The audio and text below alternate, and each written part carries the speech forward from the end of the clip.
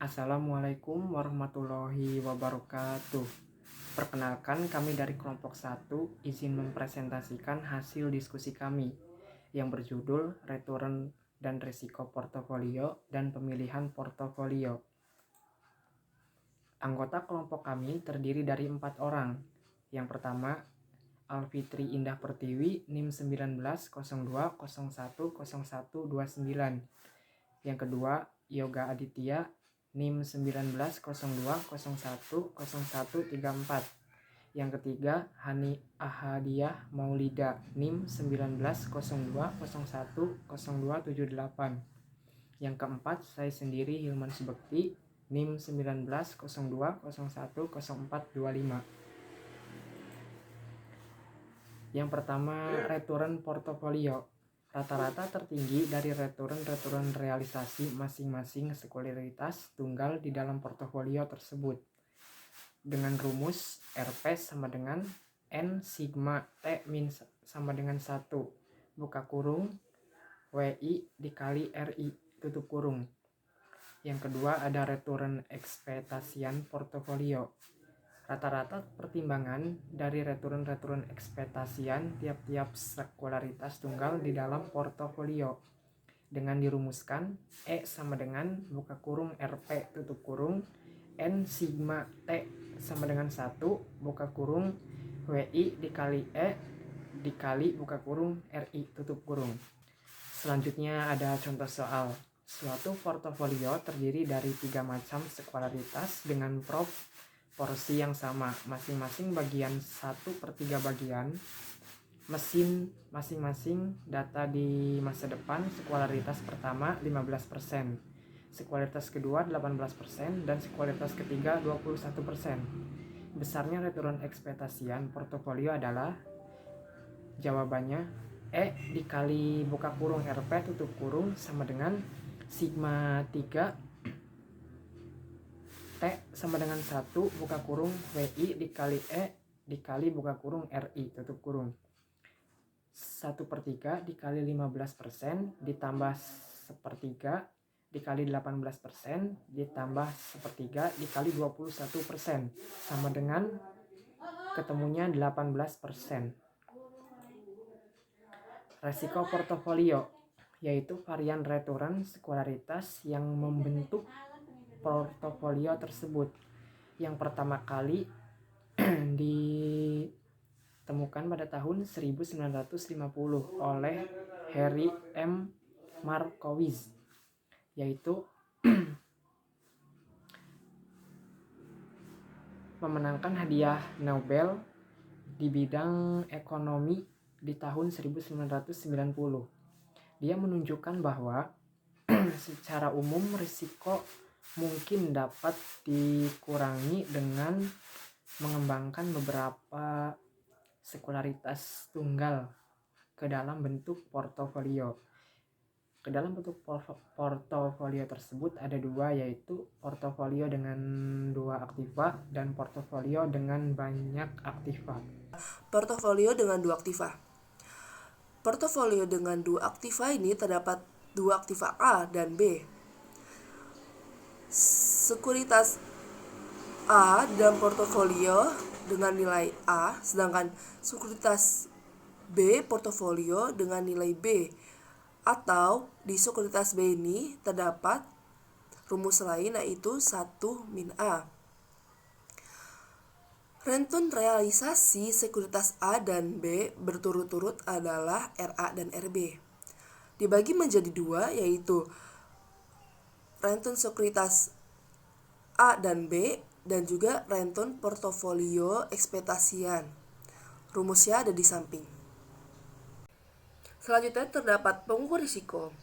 Terdapat 2 jenis, yaitu defisi standar dan varian. Varian kuadrat defisi standar. Dengan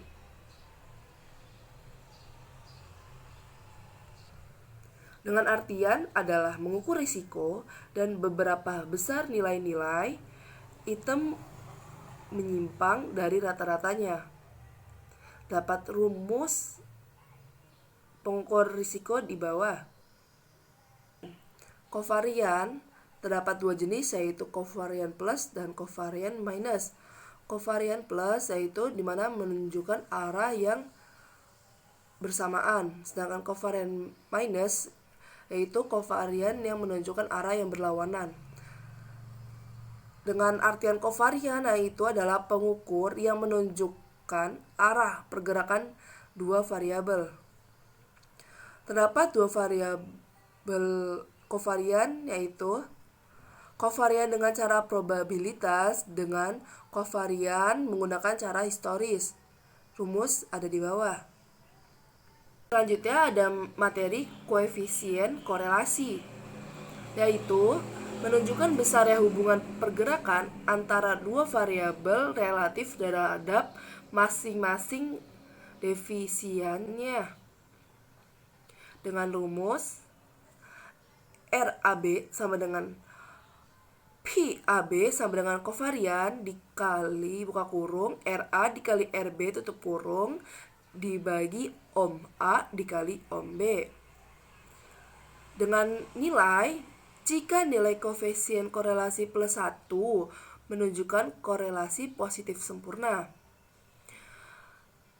Jika koefisien korelasi 0 menunjukkan tidak ada korelasi. Dan jika nilai koefisien korelasi minus 1 menunjukkan korelasi negatif sempurna. Selanjutnya, portofolio dengan banyak aktiva. Di slide sebelumnya menggunakan portofolio dengan dua buah aktiva, yaitu sekuritas A dan sekuritas B. Bagian ini akan membahas portofolio dengan banyak aktiva yang terdiri dari N buah sekuritas. Misalnya, suatu portofolio berisi 3 buah sekuritas dengan proporsi masing-masing sekuritas adalah sebesar WEG1, WEG2, dan WEG3. Berturut-turut untuk sekuritas ke-1, 2, dan 3 adalah defisiasi 1, defisiasi 2, defisiasi 3. Besarnya covariant untuk sekuritas 1 dan 2, 1 dan 3, dan 2 dan 3 adalah defisiasi 1, defisiasi 2, dan defisiasi 3. Yang dirumuskan, defisiasi operasional kuadrat sama dengan WEG1 kuadrat dikali defisiasi 1 kuadrat ditambah WEG2 kuadrat dikali defisiasi 2 kuadrat ditambah WEG3 kuadrat dikali defisiasi 3 kuadrat kurung ditambah 2 WEG1 dikali WEG2 dikali defisiasi 1 2 ditambah 2 WEG1 dikali WEG3 dikali defisiasi 1 dan 3 ditambah 2 WEG2 dikali WEG3 dikali defisiasi 2 dan 3 tutup kurung sama dengan proporsi varian ditambah proporsi.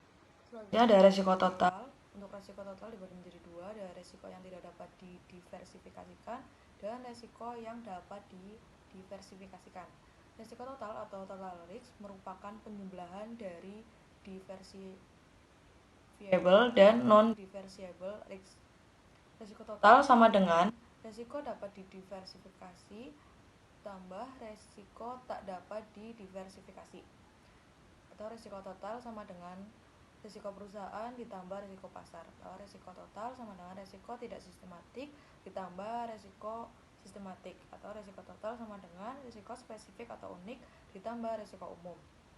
Untuk diversifikasi, risiko ini sangat penting untuk investor karena dapat meminimumkan risiko tanpa harus mengurangi return yang diterima. Investor dapat melakukan diversifikasi dengan beberapa cara, seperti diversifikasi dengan banyak aktiva, diversifikasi secara random, dan diversifikasi secara Markowitz. Selanjutnya, pemilihan portofolio. Untuk menentukan pemilihan portofolio ini menggunakan attainable set atau opportunity set dan efficient set. Pembahasan attainable set dan efficient set ini akan dimulai dengan portofolio yang terdiri dari dua aktiva berisiko. Dua aktiva yang membentuk portofolio dapat berkorelasi secara negatif sempurna dengan rumus defisiasi portofolio kuadrat sama dengan A kuadrat dikali standar defisiasi saham A kuadrat ditambah B kuadrat dikali Standar defisiensi saham B kuadrat ditambah 2 dikali A dikali B dikali standar defisiensi saham A dikali standar defisiensi saham B. Ini tidak ada korelasi antara sekuritas dengan rumus defisiensi portofolio kuadrat sama dengan A kuadrat dikali standar defisiensi saham A kuadrat ditambah buka kurung 1 dikurangi A tutup kurung kuadrat dikali standar defisiensi saham B kuadrat. Ini ada korelasi positif sempurna dengan rumus defisiensi portofolio kuadrat sama dengan A kuadrat dikali standar defisiensi saham A ditambah buka kurung 1 dikurangi A tutup kurung kuadrat dikali standar defisiensi saham B kuadrat dikali 2A buka kurung 1 dikurangi A. Selanjutnya pemilihan portofolio dengan menentukan portofolio efisien. Portofolio efisien yaitu portofolio yang baik tetapi bukan yang terbaik dengan menggunakan konsep orang yang rasional dan portofolio memberikan resiko yang terkecil dengan return ekspektasi yang tertentu. Selanjutnya ada portofolio optimal. Portofolio optimal adalah portofolio dengan kombinasi return ekspektasian dan resiko terbaik. Penentuan portofolio optimal dapat dilakukan dengan beberapa cara. Yang pertama ada portofolio optimal berdasarkan preferensi investor. Yang kedua ada portofolio optimal berdasarkan model Markowitz. Yang ketiga ada portofolio optimal dengan aktiva bebas resiko. Yang keempat ada portofolio optimal dengan adanya simpanan dan pinjaman bebas resiko. Untuk selanjutnya adalah portofolio optimal berdasarkan preferensi investor. Model pemilihan portofolio yang baik menurut Markowitz yang pertama adalah waktu yang digunakan hanya 1 periode. Kemudian yang kedua, tidak ada biaya transaksi. Yang ketiga, preferensi investor hanya didasarkan pada return ekspektasian dan risiko portofolio.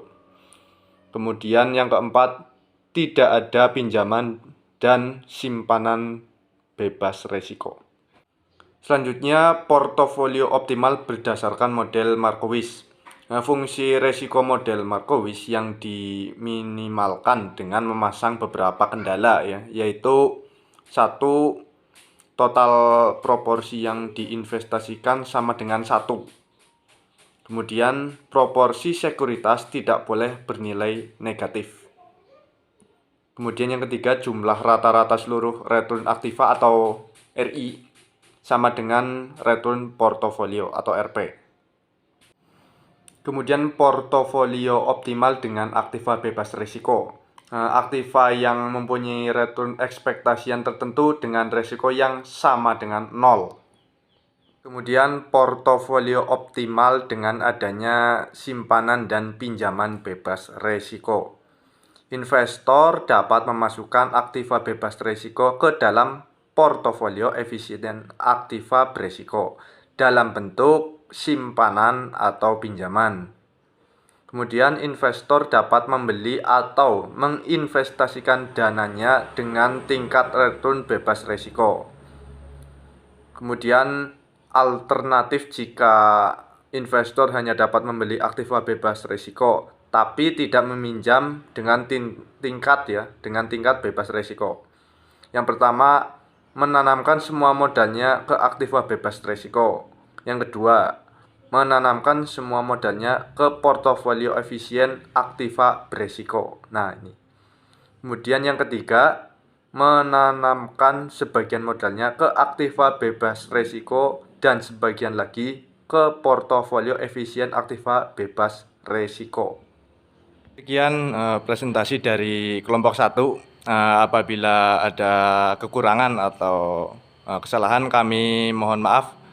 Sekian dari kami. Fastabiqul khairat. Nun wal qalami wa ma yasturun. Wassalamualaikum warahmatullahi wabarakatuh.